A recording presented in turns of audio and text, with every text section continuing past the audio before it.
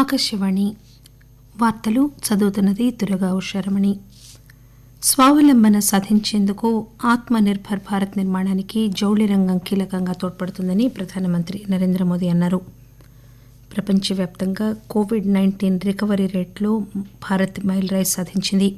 దేశవ్యాప్తంగా మొత్తం కోలుకున్న వారి సంఖ్య 55 లక్షలు దాటింది. ఉత్తరప్రదేశ్లో హత్రాస్ సామూహిక హత్యాచారం సంఘటనపై సీబీఐ దర్యాప్తు జరపాలని ముఖ్యమంత్రి యోగి ఆదిత్యనాథ్ సిఫారసు చేశారు. ఐపీఎల్ క్రికెట్లో ఈరోజు జరిగే మ్యాచ్లో ముంబై ఇండియన్స్ జట్టు షార్జాలో మధ్యాహ్నం 3:30 గంటలకు సన్ రైజర్స్ హైదరాబాద్తో తలపడుతుంది. మహాత్మాగాంధీ 150వ జయంతి వేడుకల్లో భాగంగా ఆకాశవాణి ప్రత్యేక కార్యక్రమ శ్రేణి ప్రసారం చేస్తోంది. ఈ సందర్భంగా బాపు పలుకును తలుచుకుంటూ ఈ వార్తా ప్రసారం ప్రారంభం. 1947 నవంబర్ 12వ తేదీన గాంధీజీ అన్న మాటలు విందాం.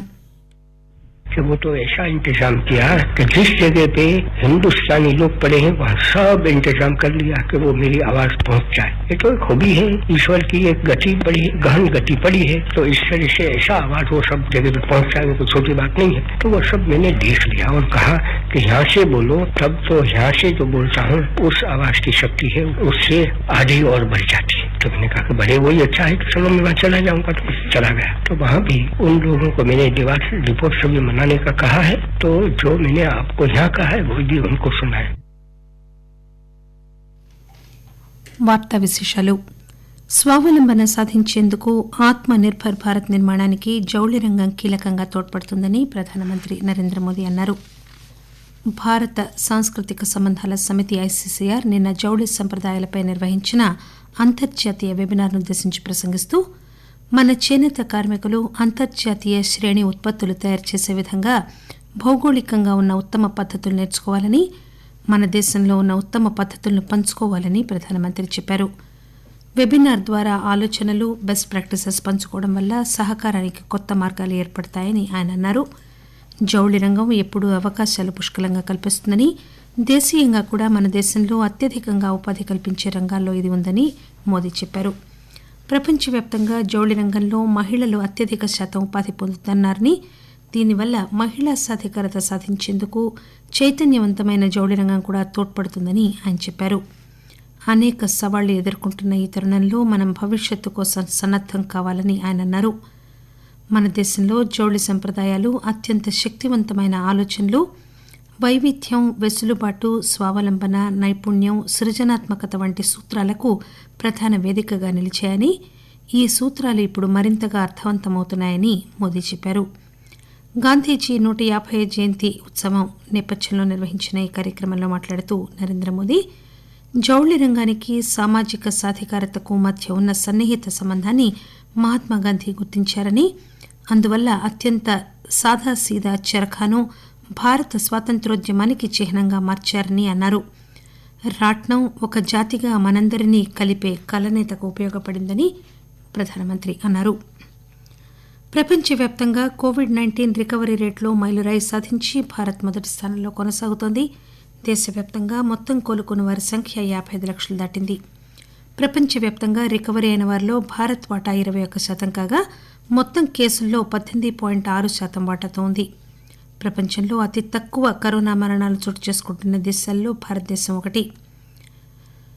ప్రపంచ నికర మృత్యు సంఖ్య 10 లక్షల మందికి 130 మరణాలు కాగా భారతదేశంలో అతి తక్కువ మంది ఈ వ్యాధి వల్ల మృత్యువాత పడుతున్నారు. గడిచిన 24 గంటల్లో 82,000 మంది మన దేశంలో కోలుకున్నారు. దీంతో జాతీయ రికవరీ రేటు పెరుగుతూనే ప్రస్తుతం 84.1% చేరుకుంది. వరుసగా 12వ రోజు యాక్టివ్ కేసులు 10 లక్షల మార్కుకు తక్కువగా ఉన్నాయి. గడిచిన 24 గంటల్లో దేశంలో 79,829 కేసులు కాగా మొత్తం పాజిటివ్ కేసుల సంఖ్య 65,49,374కి చేరుకుంది. గత 24 గంటల్లో దేశవ్యాప్తంగా దాదాపు 11,50,000 కరోనా శాంపిల్స్ పరీక్షించారు. మొత్తం ఇంతవరకు దేశంలో 7,90,00,000 మందిని పరీక్షించగా రోజువారీ పరీక్షలు అత్యధిక సంఖ్యలో నిర్వహిస్తున్న ప్రపంచ దేశాల్లో మన దేశం కూడా నిలిచింది. ఈ ఏడాది జనవరిలో పుణేలోని నేషనల్ ఇన్స్టిట్యూట్ ఆఫ్ వైరాలజీలో ఒక్క పరీక్షా కేంద్రం నుంచి దేశంలో ఈరోజు 1,873 ల్యాబుల్లో కరోనా శాంపిల్స్ పరీక్షిస్తున్నారు. తెలంగాణలో గడిచిన 24 గంటల్లో 1,949 మందికి కోవిడ్-19 సోకింది. రాష్ట్ర వైద్య ఆరోగ్య శాఖ ఈ ఉదయం విడుదల చేసిన తాజా బులెటిన్ ప్రకారం రాష్ట్రంలో నిన్న 51,000కు పైగా పరీక్షలు నిర్వహించారు. మొత్తం కోవిడ్ కేసుల సంఖ్య 199,276కు పెరిగింది. నిన్న మరో 2,366 మంది కోలుకున్నారు. ఆంధ్రప్రదేశ్లో కరోనా వైరస్ విజృంభణ కొనసాగుతూనే ఉంది. గడిచిన 24 గంటల్లో 72,861 కరోనా నిర్ధారణ పరీక్షలు నిర్వహించగా 6,224 మందికి కోవిడ్-19 పాజిటివ్గా తేలింది. ఈ మేరకు రాష్ట్ర వైద్య ఆరోగ్య శాఖ నిన్న సాయంత్రం హెల్త్ బులెటిన్ విడుదల చేసింది. కరోనాకు సంబంధించి అన్ని జాగ్రత్త చర్యలు పాటిస్తూ యూపీఎస్సీ సివిల్ సర్వీసెస్ ప్రిలిమినరీ పరీక్ష ఈవేళ నిర్వహిస్తున్నారు. తెలంగాణలో హైదరాబాద్, వరంగల్ కేంద్రాల్లో ఈ పరీక్ష జరుగుతోంది. ఇందుకోసం మొత్తం 115 పరీక్షా కేంద్రాలు ఏర్పాటు చేశారు. ఆకాశవాణి వార్తలు వింటున్నారు. పాకిస్తాన్ ఈరోజు మళ్లీ కాల్పుల విరమణ ఒప్పందం ఉల్లంఘనకు పాల్పడింది. ఈ తెల్లవారుజామున పూంచ్ జిల్లాలోని మన్కోట్ సెక్టార్లో వాస్తవాధీన రేఖ వెంబడి చిన్న ఆయుధాలు, భారీ మోర్టార్ షెల్లింగ్ ద్వారా పాకిస్తాన్ దళాలు కవ్వింపు లేకుండా విచక్షణారహితంగా కాల్పులు జరిపాయి. సరిహద్దుకు కావలి కాస్తున్న అప్రమత్తంగా ఉన్న భారత సైనికులు ధీటైన జవాబిచ్చి పాకిస్తాన్ సైన్యం తుపాకులు మూగబోయేలా చేశారని రక్షణ పౌర సంబంధాల అధికారి కల్నల్ దవిందర్ ఆనంద్ చెప్పారు. కడపటి వార్తలందేసరికి ఎదురు కాల్పులు కొనసాగుతున్నాయి. మన దేశం వైపు ఆస్తి నష్టం గానీ, ప్రాణ నష్టం గానీ జరిగినట్లు ఇంతవరకు వార్తలందలేదు. కేరళలోని కొచ్చిలో ఈ ఉదయం గ్లైడర్ కూలిపోయిన సంఘటనలో నౌకాదళానికి చెందిన 2 సిబ్బంది మరణించారు. ఐఎన్ఎస్ గరుడ యుద్ద నౌక నుంచి సాధారణ శిక్షణ నిమిత్తం ఈ ఉదయం టేకాఫ్ అయిన ఈ నౌకాదళ పవర్ గ్లైడర్ ఉదయం 7 గంటలకు నౌకాదళ స్థావరం వద్ద కూలిపోయింది. 2 సిబ్బంది లెఫ్టినెంట్ రాజీవ్ ఝా, పెటీ ఆఫీసర్ సునీల్ కుమార్ను ఐఎన్హెచ్ఎస్ సంజీవనికి తరలించినప్పటికీ వారు అప్పటికే మరణించినట్లు నిర్ధారించారు. దక్షిణ నౌకాదళ కమాండ్ కేంద్రం ఈ సంఘటనపై దర్యాప్తునకు ఆదేశించింది. ఉత్తరప్రదేశ్లోని హత్రాస్ సామూహిక అత్యాచారం సంఘటనపై సీబీఐ దర్యాప్తు జరపాలని ముఖ్యమంత్రి యోగి ఆదిత్యనాథ్ సిఫార్సు చేశారు.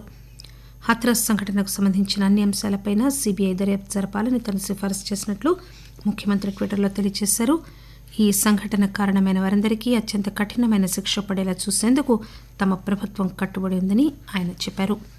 అంతకుముందు రాష్ట్ర ప్రభుత్వం ఈ సంఘటనపై ప్రత్యేక దర్యాప్తు బృందం సిట్ దర్యాప్తునకు ఆదేశించింది. రాష్ట్రీయ స్వయం సేవక్ సంఘ్ ఆర్ఎస్ఎస్ చేస్తున్న సమాజహిత కార్యక్రమాల వల్ల ప్రజలకు సంఘ్ పట్ల విశ్వాసం క్రమంగా పెరుగుతోందని ఆర్ఎస్ఎస్ అధిపతి మోహన్ భాగవత్ అన్నారు. జైపూర్లో 2 రోజుల పర్యటనలో మొదటి రోజున ఆయన కోవిడ్-19 నేపథ్యంలో ఆర్ఎస్ఎస్ కార్యకర్తలు చేస్తున్న సామాజిక కార్యకలాపాల గురించి చర్చలు జరిపారు. సామాజిక సామరస్య సమావేశాలు నిర్వహించి సమాజంలో నెలకొన్న దురాచారాలను రూపుమాపాలని ఆయన పిలుపునిచ్చారు. స్వయం ఉపాధి కోసం ప్రజలు స్వావలంబన చేసేలా నిర్వహిస్తున్న ప్రాజెక్టుల గురించి, శిక్షణ కార్యక్రమాల గురించి కూడా మోహన్ భాగవత్ ఈ సందర్భంగా చర్చలు జరిపారు. Kuwait Amir of the state Sheikh Sabah Al Ahmad Al Jaber Al Sabah మంగళవారం నాడు మరణించారు. ఆయన గౌరవార్థం భారత ప్రభుత్వం ఈరోజు దేశవ్యాప్తంగా అధికార సంతాపం పాటిస్తోంది. దేశవ్యాప్తంగా అన్ని భవనాలపై జాతీయ పతాకాన్ని అవనతం చేశారు. అధికారికంగా వినోద కార్యక్రమాలు లేవు. సైనిక దళాల ప్రధానాధికారి జనరల్ మనోజ్ నరవణే, విదేశాంగ శాఖ కార్యదర్శి హర్షవర్ధన్ శ్రింగ్లా ఇవాళ నుంచి 2 రోజుల పాటు మయన్మార్లో పర్యటిస్తున్నారు. తమ పర్యటన సందర్భంగా వారు మయన్మార్ రాష్ట్ర కౌన్సిలర్ ఆంగ్ సాన్ సూచీని, మయన్మార్ సాయుధ దళాల commander in chief senior general Min Aung ఆయంగ్ను కలుసుకుంటారు. ఐపీఎల్ క్రికెట్లో ఈవేళ జరిగే మ్యాచ్లో ముంబై ఇండియన్స్ జట్టు షార్జాలో మధ్యాహ్నం 3:30 గంటలకు సన్ రైజర్స్ హైదరాబాద్తో తలపడుతుంది. దుబాయ్లో సాయంత్రం 7:30కు జరిగే మరొక మ్యాచ్లో కింగ్స్ 11 పంజాబ్ చెన్నై సూపర్ కింగ్స్తో ఆడుతుంది. నిన్న రాత్రి జరిగిన మ్యాచ్లో షార్జాలో ఢిల్లీ క్యాపిటల్స్ జట్టు కోల్కతా నైట్ రైడర్స్ను 18 పరుగుల తేడాతో ఓడించింది. 229 పరుగుల విజయ లక్ష్యాన్ని సాధించవలసిన కోల్కతా జట్టు 210 పరుగులు చేసింది. ఈ వార్తా ప్రసారం ముగించే ముందు మహాత్మా గాంధీకి బాగా ఇష్టమైన భజన విందాము. కిర్గిస్థాన్కు చెందిన కళాకారులు ఈ గీతాన్ని పాడారు.